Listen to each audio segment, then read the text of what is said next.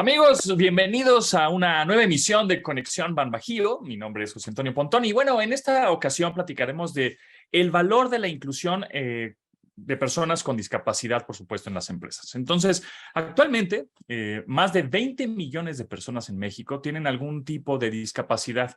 Para 2.5 millones de ellas que se encuentran ya en edad de trabajar, situaciones como los rezagos educativos, la discriminación y la falta de oportunidades laborales, pues obviamente merman, ¿no?, sus posibilidades para desarrollarse profesionalmente. En esta nueva cápsula de Conexión Ban Bajío, platicaremos con Bárbara Anderson, periodista, columnista, escritora de libros como Invisibles y Los dos hemisferios de Luca. Y bueno, vamos a hablar justamente sobre el estado de la inclusión en las empresas mexicanas y cómo dar oportunidades a este segmento de la población que pues beneficia a todos, ¿no? Bárbara, ¿cómo estás? Bienvenida. Muchísimas gracias y gracias por asomarse a este tema que, como bien decías y como dice el libro, es bastante invisible.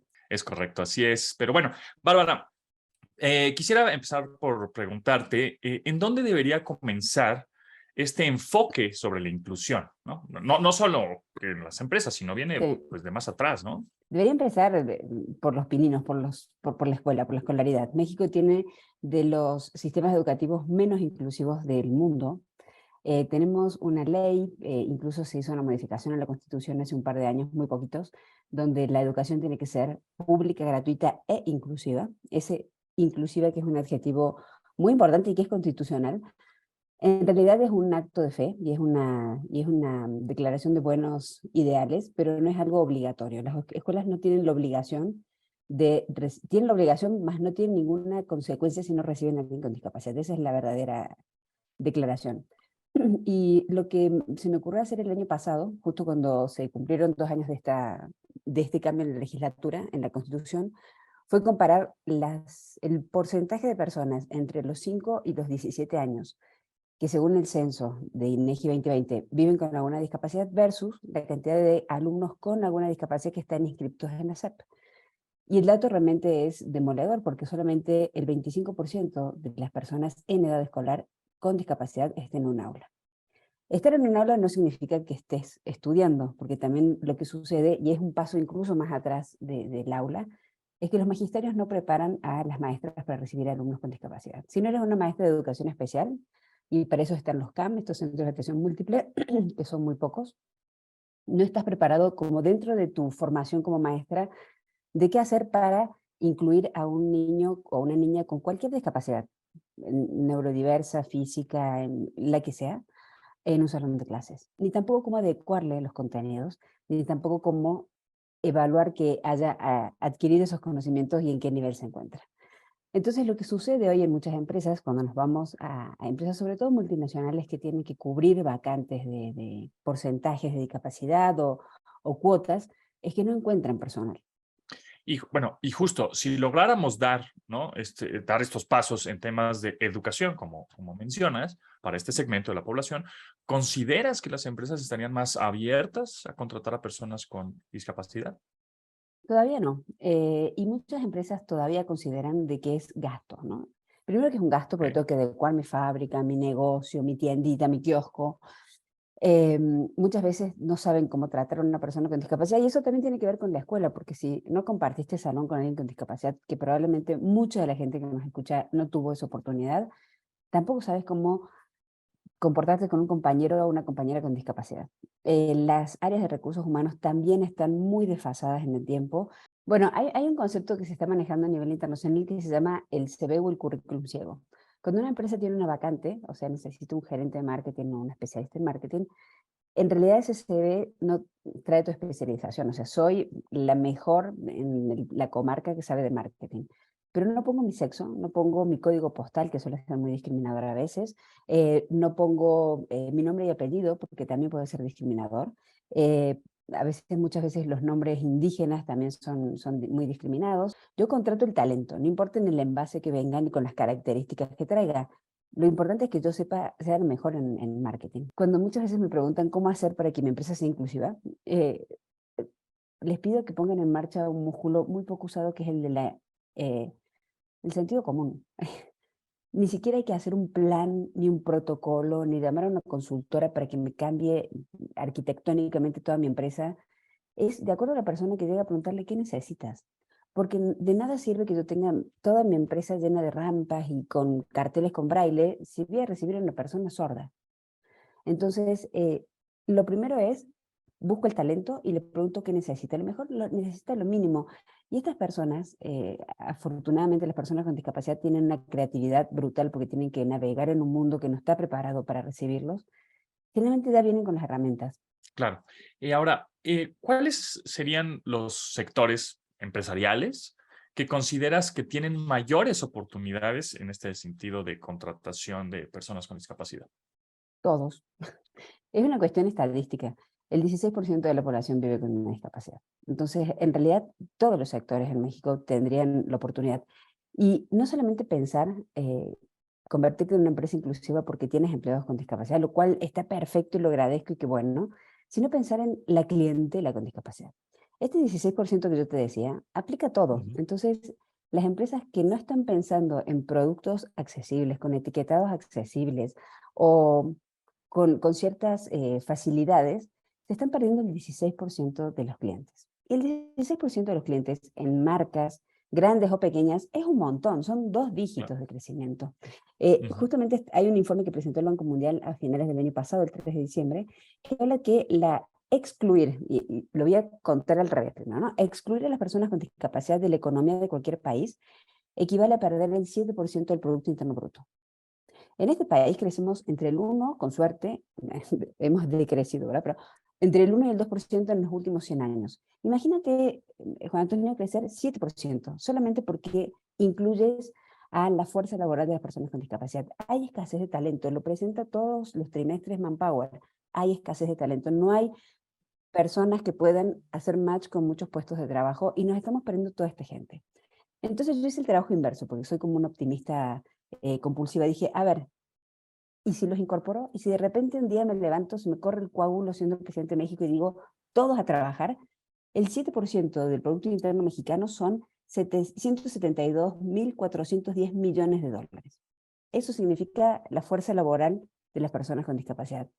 Es mucho poco, es 3 veces las remesas que recibe este país. Este país recibe 55.000 millones de dólares en remesas. Ah. Oye, y bueno, en este caso, ¿qué beneficios trae a las empresas ser verdaderamente incluyentes, ¿no? O sea, no solo con sus empleados, sino, como bien dices, con sus propios clientes.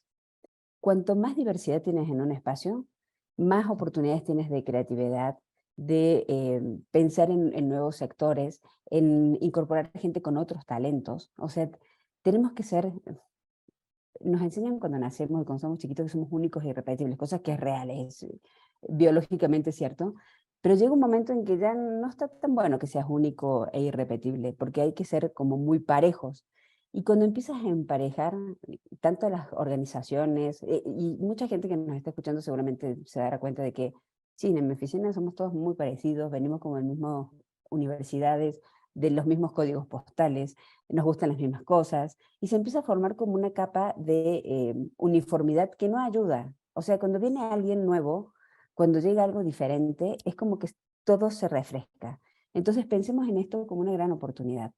Las personas con discapacidad son personas altamente creativas y después son personas con un nivel de fidelidad altísimo. Claro. Y ahora, ¿cómo pueden justamente las empresas mejorar este grado de inclusión en su organización, ¿no? Porque pues esa es la pregunta de, puta, ¿y cómo le hago, no? ¿Por dónde deberíamos empezar? Las empresas que han sido exitosas con esto, siempre los cambios vienen desde arriba hacia abajo. Si es una decisión que toma una gerencia o el área de recursos humanos, porque parece un poco hippie esto y puede sonar como que somos bien modernos, no va a jalar. Claro, Tiene que jalar desde arriba, desde el presidente de la compañía, el CEO, el dueño de la pyme, que muchas veces cuando viven con alguien con discapacidad en su familia son más abiertos, en otras veces no. Pero la verdad es que tiene que venir desde arriba y tiene que tener un apoyo completo de toda la organización. Y están con esta misma pregunta, ¿y qué hacemos? ¿Y cómo los contratamos? ¿Y dónde los busco? ¿Y dónde están? ¿Qué nos convence? ¿Un ciego, un sordo, un rengo, silla de ruedas? Esta oficina tiene escaleras. En realidad lo que te conviene es el talento. Y luego te fijas cómo le haces. Y te vuelvo a repetir, la pandemia ha sido muy beneficiosa en eso. Microsoft, que es una empresa que tú conoces perfectamente, su sí, CEO tuvo un hijo con justo. parálisis cerebral, Así es. cambió completamente la forma en que Microsoft, primero, accesibilizó todos sus juegos, programas, y tiene toda una cuestión de diversidad. Porque el resto del equipo también, o sea, las personas con discapacidad no viven en una burbuja así como en la familia Sónico, genera un ambiente empático, genera un ambiente de ayuda. Si este compañero mío que es sordo y ciego produce el doble que yo, que no tengo ninguna discapacidad, se empieza a generar como una especie de espiral ascendente de productividad, de apoyo a la empresa. Y hay un concepto que yo justamente ayer hablaba previo a esta reunión. Ya se habla de familias con discapacidad, no personas con discapacidad. Porque las personas con discapacidad otra vez no viven aisladas, viven en una familia. Claro. Y la familia, cuando hay un integrante con discapacidad, sean tus padres mayores, tu esposa, tu esposo, tus hijos, la dinámica de esta familia es muy diferente. Entonces, cuando Claro. impactas y cuando le das empleo a una persona con discapacidad, cambias inmediatamente, en el caso de México, la vida de 4 personas, no de una. Cuando le vendes a un cliente con discapacidad, no le vendes a un cliente con discapacidad, le vendes a una familia de 4 personas que agradece que tu botella de Coca-Cola o de cualquier refresco venga con braille, por ejemplo, ¿no? Y si hacemos este número, y este es otro ejercicio interesante de matemática, recién decíamos que eran más de 20 millones, si decimos que las personas con discapacidad viven en una familia promedio de 4, estamos hablando de 80 millones de mexicanos que vivimos con la discapacidad a un brazo de distancia. Yo tengo un hijo con discapacidad. 80 millones de personas son 2 de cada 3 mexicanos. O sea, no es ninguna minoría. Bueno, y ahora, ¿cómo lograr justo que la inclusión permee hacia todas las personas de la organización y no solo venga, ahorita estamos platicando de recursos humanos, o que había un departamento, ¿no? Y como decías, un poco hippie o un poco marketing, y pues ahí lo tenemos, o cumplimos con la cuota, ahí está. Creo que hay una empresa que es Unilever que hicieron algo bien interesante. Cuando decidieron empezar a hacer esta cuestión de inclusión, dijeron, vamos a empezar por casa. Entonces había vacantes cubiertas, por cubrir, perdón, y preguntaron en toda la organización quién conocía en su familia o en su entorno cercano personas que pudieran cubrir ese puesto. Y lo cubrieron completamente con gente que conocía. Todos conocemos, y los que nos están escuchando, hasta por estadística otra vez, todos conocemos a alguien con discapacidad y decís, ay, sí, yo tengo un amigo que usa silla de ruedas, pero es buenísimo en ventas, buenísimo, o sea, se dedica a venta directa, es una bestialidad. Lo voy a traer a un level para que lo entrevisten. Creo que involucrar a todos los miembros es importante, que todos nosotros nos sintamos con la oportunidad de abrirle la puerta literal a alguien a la compañía. La otra que creo que puede ser bien interesante es aprovechar la experiencia por la que ya pasaron muchas empresas. Me parece que los empresarios de cualquier tamaño lo que deberían hacer es reunirse con empresas que ya tienen empleados con discapacidad, que les ahorren la curva de sufrimiento de aprender desde cero cómo contratarlos, que les cuenten cuáles son los resultados que tienen ahora y cuáles son las cosas que deben hacer y cuáles cosas no deben hacer. Y el otro punto que es muy importante, ya pensando con empleados con discapacidad, es que ellos quieren que los exijan, quieren tener una carrera, quieren crecer, no quieren que le hagan la chamba. Y por último, Bárbara, ¿cuáles serían como algunos casos de éxito? Nissan en Aguascalientes decidió como, no sé si están todos muy pormenorizados, pero el área de pintura de los autos es muy ruidosa. Las máquinas que pintan los coches hacen un ruido brutal. Y se les ocurrió contratar a personas sordas. Dijo, acá no van a sufrir, que vengan. Entonces empezaron con 16. Se dieron cuenta de que estos chicos también tuvieron que capacitarlos porque muchos no habían ni terminado la primaria, Bueno, no sabían lengua de señas mexicana. La lengua de señas mexicana la lengua de señas es por país, no es difícil de adquirir, pero estos chicos estaban acostumbrados generalmente a comunicarse con su mamá de alguna manera, pero con nadie más. Entonces les enseñaron lengua de señas y les enseñaron en sus familias. O sea, la fábrica se fue a la casa y le enseñó a su grupo familiar cómo comunicarse con su hijo o hija con discapacidad auditiva. Después dijeron, ¿y si pasa algo en la fábrica, si de repente hay un incendio, cómo le avisamos a los sordos que salgan? Entonces, toda la fábrica de Nissan aprendió lengua de señas. En Aguascalientes, como pasa en Volkswagen con Puebla, Aguascalientes es Nissanlandia, o sea, todo depende de Nissan porque es la planta y todos sus proveedores y sus claro. anillos de trabajo. Entonces la ciudad dijo, China, ahora hay un montón de gente que sabe lengua de señas, que cobra muy buen sueldo en Nissan y no le puedo vender un helado si soy nutriza. Entonces la ciudad tuvo que empezar a aprender, los vendedores de Cinépolis, Nutriza, no sé, Chedraui, lengua de señas, porque había un montón de gente con discapacidad auditiva y lana con ganas de comprar.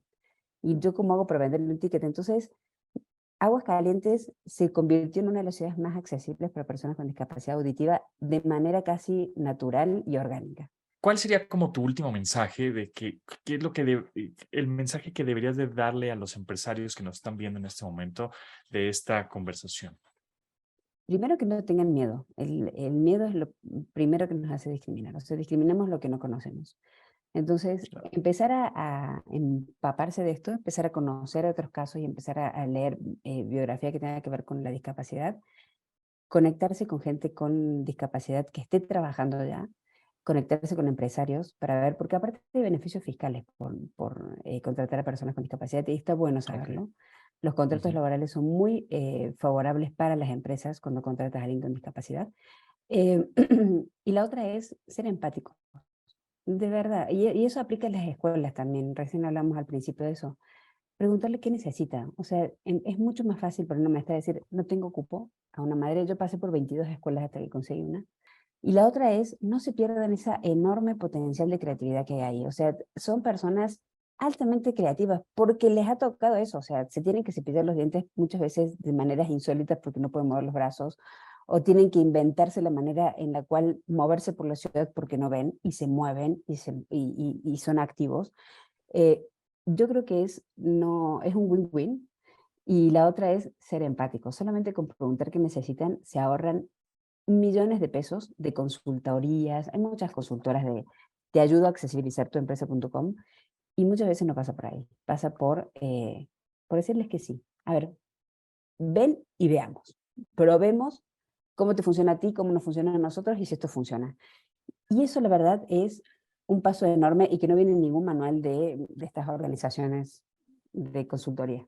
Bárbara, de verdad, muchísimas gracias. ¿En dónde te podríamos contactar en dado caso que obviamente pues nos des algunos consejos? Bueno, los invito a que sigan nuestro sitio que se llama www.yotambién.mx, donde todos los días publicamos noticias sobre discapacidad. Es el único sitio 100% accesible de México de noticias. Y mis redes sociales son @bea_anderson en todas, en Twitter, Instagram, LinkedIn, en Facebook. No estoy en TikTok, pero ya estaré. Y esa es la manera más fácil de ubicarme. Buenísimo. Pues gracias, muchas gracias, Bárbara Anderson, y muchas gracias a ustedes que nos están viendo. Nos vemos en la próxima cápsula de Conexión Ban Bajío. Pásenla muy bien.